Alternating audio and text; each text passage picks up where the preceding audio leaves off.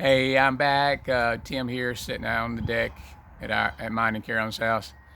I'm sorry my my video ended before I could tell you that I was coming back for the second and third video this morning.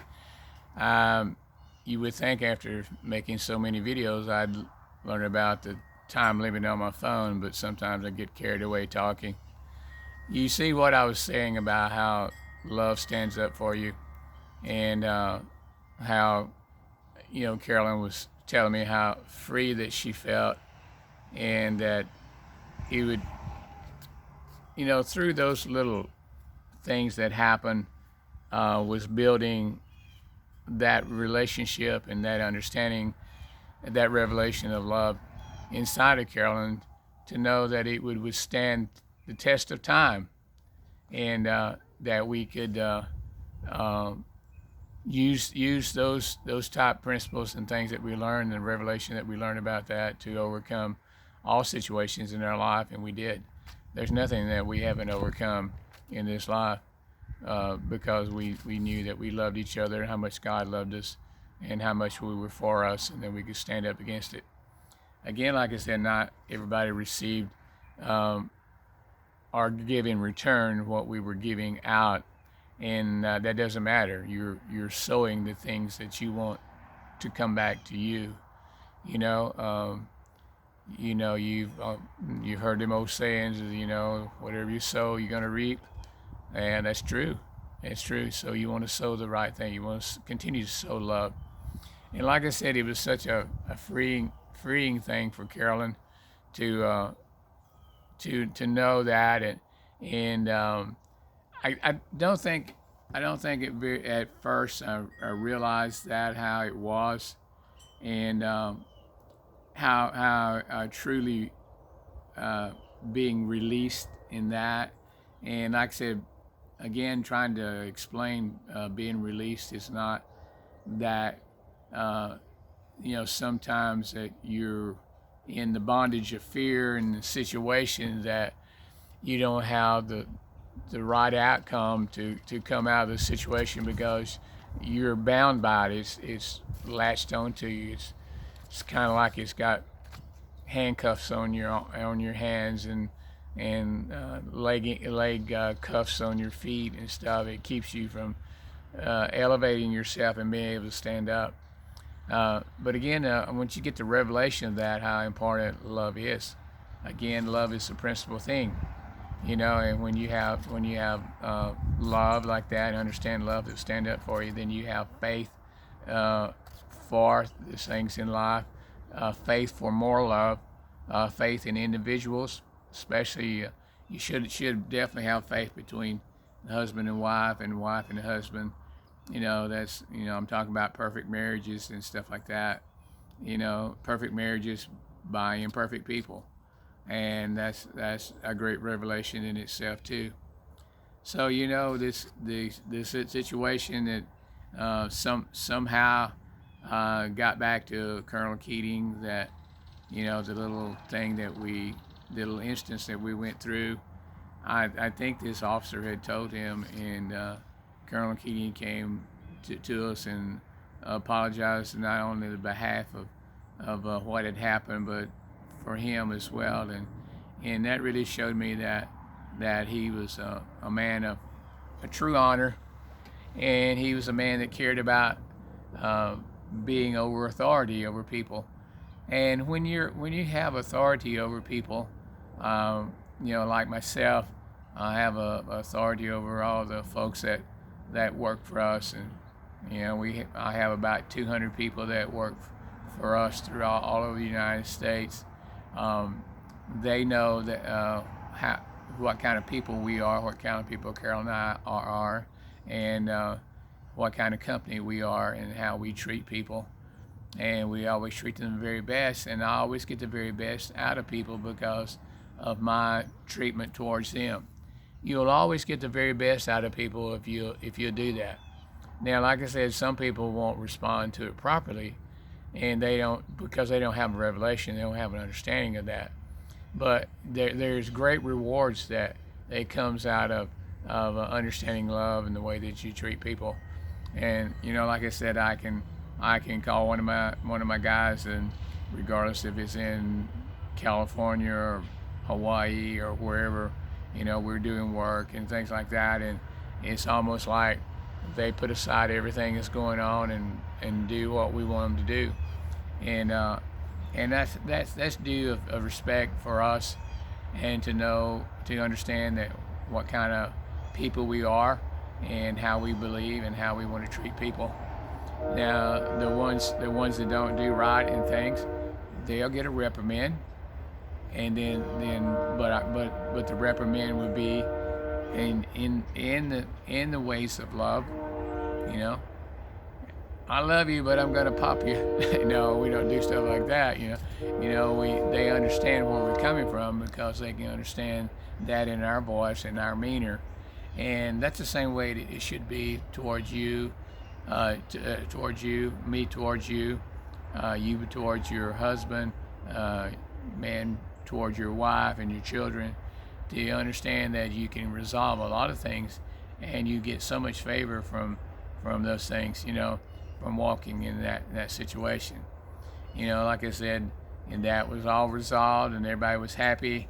Never brought that up again, and never said, when so and so did this, well, we did this.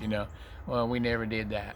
That was a forgiven situation, and we want to be just much like God as we possibly can. And when you ask for forgiveness and repent from things, and He doesn't remember them no more. He casts them as far as the east is from the west. And that's why we want to live our life. Even though that we have conscious awareness of what had happened, we don't want to voice that and speak that out and embellish that more. That is something that we faced, and we was able to overcome, and it's gone and it's forgiven. Even though that it's always not always in your mind, but it can be in your mind if you allow it to come up. Like I said, I've told you many times how Carol and I would talk about, controlling our thought life, controlling how we speak about. Did we always control our thought life properly? No. Did we always speak the right things? No. But the majority of the time we did. But you know what? I don't remember. I remember only the good things. I only remember the things that carry on, the healthy things. I don't remember those. Do I remember that we had conflicts? Yeah, but I can assure you that the accomplishment of winning over in those situations far outweighs about anything that happens. I heard a deal that says that when a woman's having a child, the labor pains may be really, really, really hard, and then after they have the baby, then they don't remember the actual pains. They remember they went through that situation, but they don't remember the pains of it. So we don't want to remember the pains of the things that we go through in life. We want to let love be the salve, be the oil, be the things that comforts that and overcomes that. So, like I said, Carolyn, she was a free agent after that.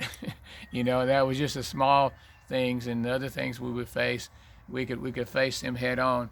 It was like, once the Bible talks about if you get the strong man or the problem thing out, and you win over on that, that you get the spoils of that victory.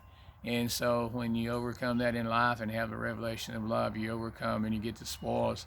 The spoils is the good things that you win from victory. Like a boxer gets a big belt, he gets the money, or the lady gets the crown or whatever. So you get the spoil of the victory in it. So like I said, Carolyn was experiencing that in everything she did when she was at school. She was, like I said, there was only two married students in the whole German high school, or Kaiserslautern High School, where the high school was there, and she was one of those. And she got some special treatment, I think, and she worked in the office, so she had almost enough credits to go ahead and graduate, but still had to go to school, finish her senior year there and everything. And I'll tell you kind of a little cute story about this. I had also told this a story when at the Carolyn celebration service that we had for her, and I was speaking about and talking about our love story then, is that Carolyn, was having classes and everything, and she came home, and I began to think about, man, I remember when I was in school, we got report cards, and talking about how good they did in school and everything, and and I asked Carolyn, I said, did you get a report card? Oh yeah, I turned it back in, and everything. And I said, oh, okay, did you do good? She said, yeah, I did good and everything. And so she come back she come back the next, I saw her that evening, after school, and I'd got home. Of course, she always beat me home, or she was over at Millie's house or Sharon's house or someone, And anyhow, she came in. She said, well, I don't know if I like this or not. I said, well, what's the deal? She said, well, they said that you had to sign my report card. I said, oh, yeah? I said, well, let me see that report card. She said, oh, no, you just sign it. And I said, well, let me see that report card. I can't believe that I had to get my husband to sign my report card. I said, well, Carolyn, you got to understand, you're my dependent. And so you're like my child, even though that you're my wife. You're my child bride. No, so I began to give her a little hard time for that. And I said, now you have to do exactly what I tell you to do if I'm going to sign this report card. Well, don't be so smart, mister, So Carol and I always had that type of relationship where we laughed and had a good time. But I had to sign a report card for her. So I thought that was a big thing, And I'd always kind of bring that up sometimes. Hey, now remember, I'm the one to sign your report card. So anyhow, I thought that was kind of funny. But Carolyn did well in school, and she was working in the office and everything. And like I said, this was getting close to the Christmas break, being off for Christmas and everything. And in my company, I had a second lieutenant that was my commanding officer, and then I had a sergeant major was my sergeant that was over that office as well. And we always called him Top. Tops were the top rank in the enlisted men. And so here, Lieutenant Barber, and I'm trying to remember the sergeant's name, Thompson, I believe, or something like that, were over our company. It was myself, and we had another gentleman there, a black gentleman with us, and then we had an older gentleman with us. And I was actually over them. They didn't like that. They'd been in military longer than I have, but I outranked them. I had, within less than a year, maybe a year and a few months, I became an E5. And that's a sergeant rank, but I was an E5 specialist, a specialist in my MOS, Missions and Operations Service. I was a 71 hotel personnel specialist.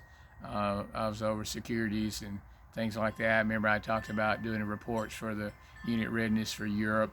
The 57 Engineer Group, that the company that I was in, was over all the heavy equipment that went overseas, or we were already overseas, but went into the different combat areas. We put in the floating bridges and had the big caterpillars, and we did all that stuff.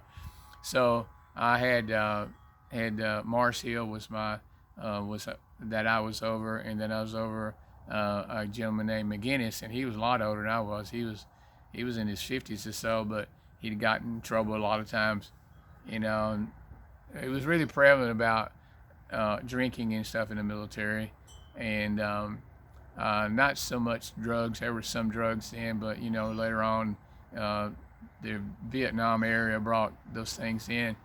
So they didn't really like, because I was over them, because I was younger than them, but I always treated them like I wanted them to treat me.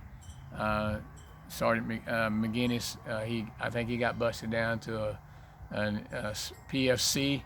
He'd been a sergeant, got in trouble, got busted down. He was in my office, and uh, the second lieutenant Barber was my CO. And so that day it was, I guess beginning of January, not January, but December, right before Christmas or somewhere in there. All of a sudden, this big old limo pulls up in front of our company with the flags on it, and they knew that was an officer, and so I was in there working. I could see out the window, and I was doing my work and getting my reports ready and making sure everything was going well in the company, looking over my supply sergeant, my two clerks that worked in there, and then taking care of tops, my sergeant major's request, and then my commanding officer. And so this pulled up, and they got real nervous. They thought, oh well, we're gonna have a surprise inspection or something like that. They were notorious about doing things like that, going through the barracks and stuff like that. But the orderly opened the door for the limo, and then I didn't really notice who got out at that time, and then I was working, and then all of a sudden they came in, and the orderly stayed out by the car, and then the officer came in, and everybody popped at attention and did our salute and everything, and it happened to be Colonel Keatings. And so Colonel Keatings came in and said, Lieutenant Barber, yes sir, how can I help you, Colonel? He said, well, I need to borrow Specialist Rivers today for the day. I know he's a major part of your company here, but can you do without him today? Oh yes sir, whatever you need, sir, whatever you need. I said, okay. He said, okay, come on, Specialist Rivers, you come with me. And I got up and I said, will you give me just a minute, sir? I need to tell him this. And so I said, this needs to be done, whatever. And then, I need to see that on my desk the next day. And we'll get Lieutenant Barber to sign off on all that. And Lieutenant Barber was trying to rush me out of there. He didn't want Colonel Keating being in there, So we got out to the car, and I walked around to the other side of the car. The orderly opened the door for Colonel Keating. He got in, and I started to open the front door. He said, no, I want you riding back here with me. I said, yes sir. So I got in the car, and he again said, I'm sorry for what happened. I said, sir, that's in the past. Don't worry about it. Everybody's good. So he said, okay, well, I was just wondering, if you're okay. I said, yes sir, we're doing fine. And I said, okay. I said, where are we going today? He said, well, it's you never mind, you just ride, okay? I said, okay. So here we are, we go through Kaiserslautern, Germany, and then first thing I know, we're going up in the mountains, and because it's beautiful there in Germany, all the mountains, and all of a sudden we drive for a good while, a good 30, 40 minutes, I guess, up in the mountains, and then all of a sudden we came up to this big entryway with logs and stones, and it had something about Burgermeister or Forstmeister or whatever, and evidently they knew we were coming because the little guy was standing up there. I don't know if y'all have ever seen some of the German dress. He had this little knicker-looking corduroy stuff on, long stockings, and he had his cap on with a feather in it, and he was actually the Burgermeister over the woods there, over the forest area, and so we pull in the entranceway, and and I noticed on the sign it said Boy Scouts of America, Germany, in Germany in parentheses. And I said, wow. He said, yeah. He said, Colonel Keating said, I'm over the Boy Scouts of America here in Germany, and so I wanted you to come with us and come with me. And I said, okay, fine. He said, because I wanted to get you and Carol on the Christmas tree. I thought, oh man, I said, sir, you don't have to do that. Yes, yes, I do. He said, you guys are such great people, and I see your attentiveness to the people in the church, and I see the relationship that y'all have together, and how you interacted, and how you protect each other, and I really see how much y'all love each other. And he said, I wanted to do that for you since I'm over the Boy Scouts of America here in Germany. I want to get you and Carolyn a Christmas tree. And I thought, wow, I am so blessed today. Carolyn will be so excited when I get home with this Christmas tree. So we get on this little wagon, pulled by this donkey, a cart with just two wheels on it, two big old wheels. You can kind of picture that in your mind, big old wood cart with two big wooden wheels. And here we are setting up there, and it's really jogging us because the two wheels, it's not like four wheels on a wagon or whatever. And this little mule pulls us, a donkey, whatever, pulls us up in there. And man, I started looking at those Christmas trees. I thought within my mind, those are the scrawniest little Christmas trees I ever saw. So some of the little pine trees and things that they have over there is not like it is in the United States, where the spruces and things, cedars and stuff, feel out pretty good. They were pretty scrawny looking little trees. And he said, well, find you a Christmas tree, we're going to cut it down. And I said, okay. So we rode around. I said, that looks like a pretty good one there. And he said, that's pretty scrawny looking. And I said, sir, they're all scrawny looking. He said, yeah, I guess they are. He said, I'll tell you what you do. Let's cut two of them down. We'll put two of them together and make a big tree. Okay? I said, yeah, that's fine, sir. So we cut a couple of Christmas trees down. And then, I thought, and then they came back out to the car, and he put those two Christmas trees on top of the car, on the limo, the limo that had the commanding officer in with the flags, the American flags, German flags, all that flying on the pinnacle of it, and everything. And here we are with two Christmas trees tied on top of the car. And so he took me by where I lived, and he actually helped me get the Christmas trees up to the second floor into our apartment. And so I was getting ready to put a Christmas tree together for Carolyn and I. And so, I was so blessed that, that happened. And I don't think those things would have happened unless we made the right decision about standing up for love and for that. And like I said, these things begin to be released for us in our lives. And you say, Tim, man, everything went perfect for you. No, not everything went perfect for you, but we made them end up being perfect for ourselves. Let's say, in this point, maybe not totally perfect, but made it comfortable and good for us. Okay, so I went back, and he said, now this is between us, Tim. You're not supposed to talk about us. Oh no, sir, I wouldn't. And I thank you, Lord. And I said, Lord, I thank you, sir. And out inside, I was saying, thank you, Lord, and thank you, sir, for doing that for us. Yes, whatever you need. He said, I've been talking to Chaplain Hunt about you and everything. Maybe you are just come over into our company. Maybe I can get you transferred over in our company and everything. And I thought, I don't really want to be working for the chaplain or whatever. I kind of like being among those guys and being to influence their lives a little bit, and being friends with them. And I enjoy the responsibilities that I had and everything. So I said, well, I'll think about it. He said, yeah, I think you ought to maybe become an officer instead of just being an enlisted person. Have you ever thought about that? I said, no, sir, I've never really thought about that. He said, well, we can make that happen for you. We can get you to officer's candidate school, and it'll be a good life for you and Carolyn. I said, well, sir, I'm not really wanting to make a career out of this. He said, well, that's okay. You could probably re-enlist and be an officer for a little while, and then when you got out, if you want to stay in the reserves, then you could get a retirement out of the military.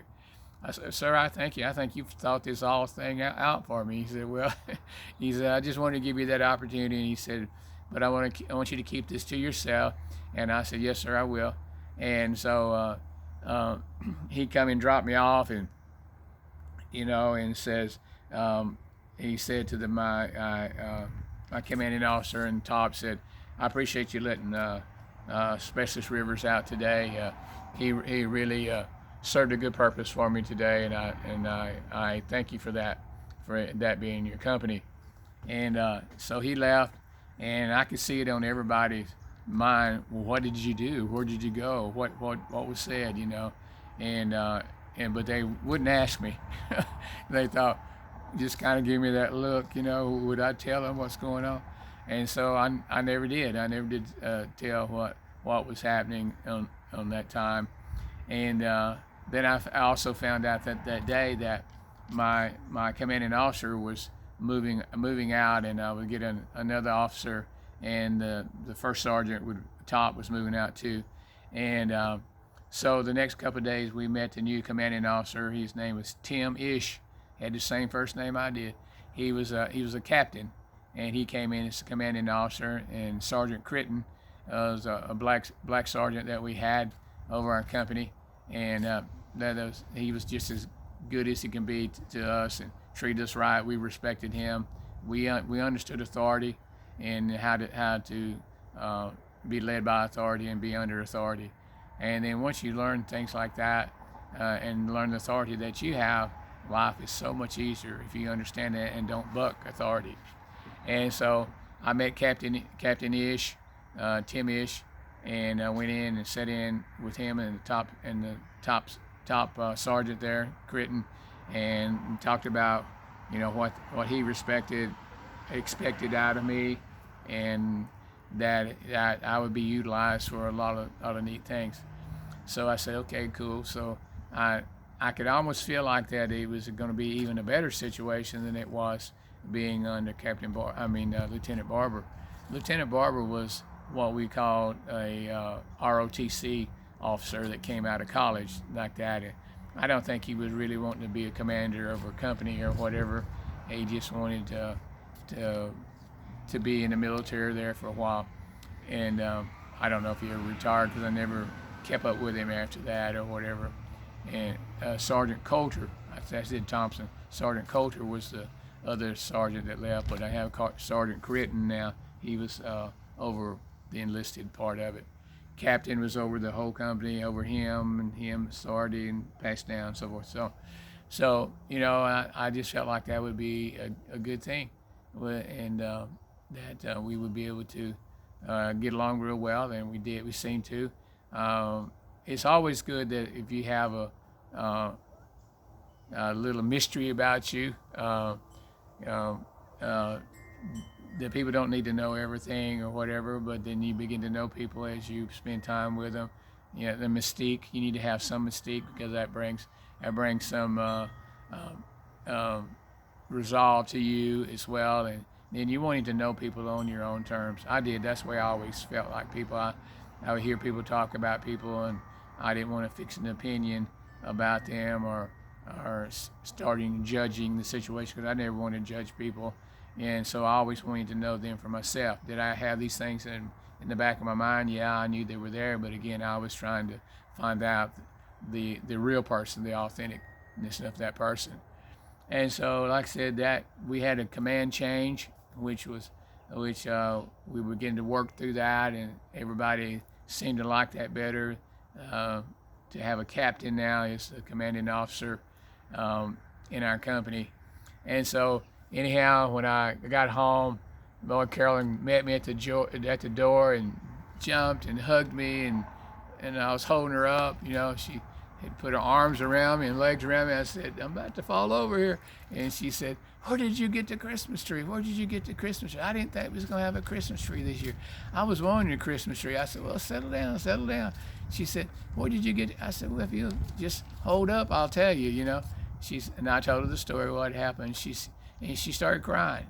She did. She started crying. She said, oh, God is so good to us. I said, yeah, we're just getting started too. And God is so good to you, folks. And you're just getting started in Him. He's so good to you. Forgive me. He is so good to you. And she said, I'm so excited. She said, those are weird looking little trees. I said, yeah, that's why we got two. We put them together and make it a full tree. So we did. We put them together and made a big bushier tree. And Carolyn, she She could decorate anything. She could make anything look great.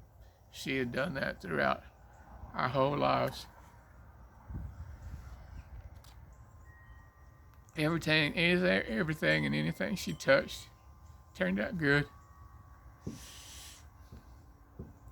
And so we had our Christmas together, and we had such a good time. We bought a few things, and our friends had, some of the girls knitted some socks for us and stuff like that, and we had such a good time. Understand the revelation of love is so important. It will gain you things that you would never thought you would receive in this life. You're gonna stop right now and and end this one the right way. Just say, like Carolyn always said, we are eternal, and I'll talk to you later. Man, we love you guys, and we want the very best for you. I'll be right back to finish up the third video. All right.